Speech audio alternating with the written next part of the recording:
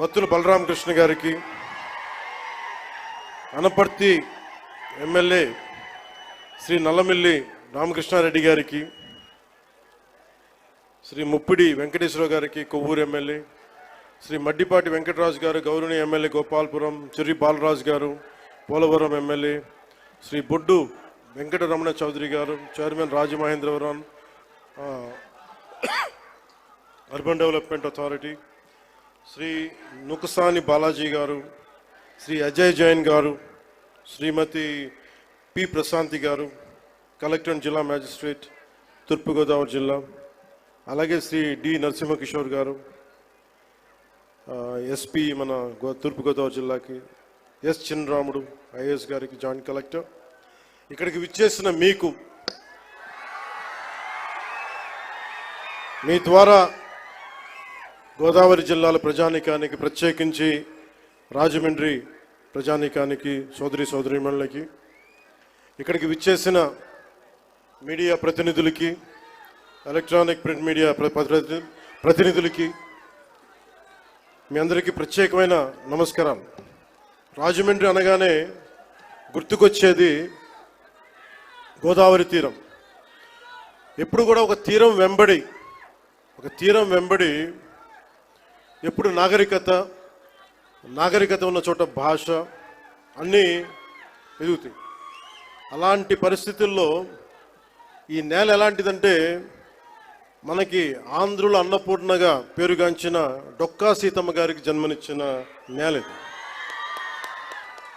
కవి మహాభారతాన్ని మనకి తెలుగులో అందించిన మన ఆదికవి నన్నయ్య గారికి జన్మనిచ్చిన నేల. అలాగే ఎంతోమంది కళాకారులకి, సామాజికవేత్తలకి జన్మనిచ్చింది. మనకిష్టమైన బాపు రమణంలో ఒకరైన ముళ్ళపూడి వెంకటరమణ గారికి అందించిన ఈ గోదావరి నేల. ఇది చాలా సంవత్సరాల నుంచి, చాలా దశాబ్దాల నుంచి ఉన్న కోరిక. ఈ మన హ్యావ్లాక్ బ్రిడ్జ్ ఒక చాలా పురాతనమైంది.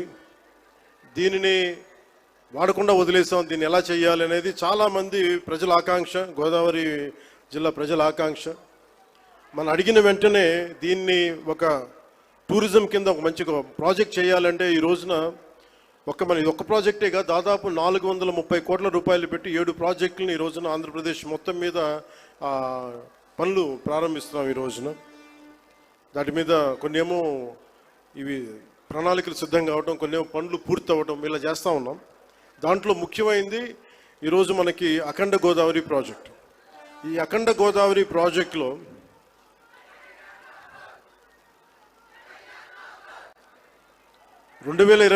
ఎన్నికల సమయంలో ఎన్డీఏ కూటమి నిర్ణయించుకుంది ఈ రాష్ట్రాన్ని అన్ని రంగాల్లో సమగ్ర అభివృద్ధి సాధించేలా పనిచేయాలని. దాంట్లో భాగంగానే గౌరవ ముఖ్యమంత్రి శ్రీ నారా చంద్రబాబు నాయుడు గారు ఆ రోజు మేమందరం కూటమి భాగస్వాములు అందరూ అనుకొని ప్రతిదీ కూడా ముఖ్యంగా పర్యాటక రంగంలో ఎక్కువగా యువతకి ఎక్కువ ఉపాధి అవకాశాలు ఉంటాయి. అంటే మీరు ఊహించుకొని దీనికే ఈ చేస్తున్న ఈరోజు ప్రాజెక్టుకి ముందుగా స్టార్ట్ అయితే దాదాపు ఒక 800 మందికి ఎంప్లాయ్మెంట్ దొరుకుతుంది దీనివల్ల. ఇవన్నీ కాకుండా దాదాపు 4 లక్షల మంది పూర్తయితే 4 లక్షల మంది కనీసం సంవత్సరానికి పర్యాటకుల మినిమం అని, అంతకు మించి పైకి వెళ్ళే అవకాశాలు చాలా ఎక్కువ ఉన్నాయి. దీనికి గౌరవ ప్రధానమంత్రి గారు నరేంద్ర మోదీ గారు ప్రత్యేకించి ఇందాక సోదరి భారతీయ జనతా పార్టీ అధ్యక్షులు శ్రీమతి పురంధేశ్వరి గారు చెప్పినట్టుగా మీరు డబుల్ ఇంజిన్ సర్కార్ అంటే అది పదంలాగా ఉండిపోద్ది. మీకు తెలుసు కదా, మీరు బైకుల్లో, నేను ఎప్పుడు గోదావరి జిల్లాలో తిరుగుతుంటే మీ బైకుల సౌండ్ నాకు తెలుసు కదా ఎలా ఉంటాయి, దారుణంగా ఉంటాయి. బైక్ సౌండ్ చెవులు చిల్లులు పడేలా ఉంటాయి. ఎందుకని మీరు కోరుకుంటారు సీసీ ఎక్కువ ఉండాలి, పవర్ ఎక్కువ ఉండాలి ఇంజన్లో అని. పవర్ ఎంత ఎక్కువ ఉంటే ఇంజన్ అంత ముందుకెళ్తుంది. అలాగే డబుల్ ఇంజిన్ సర్కార్ అంటే ఇక్కడ మన శక్తివంతమైన మనకి ప్రభుత్వం ఉన్నప్పటికీ కూడా కేంద్రంలో కూడా అంతే, దానికి 100 ఇంతులు మించిన శక్తివంతమైన నాయకులు, శక్తివంతమైన ప్రభుత్వం ఉంటే మనకి ప్రాజెక్టులు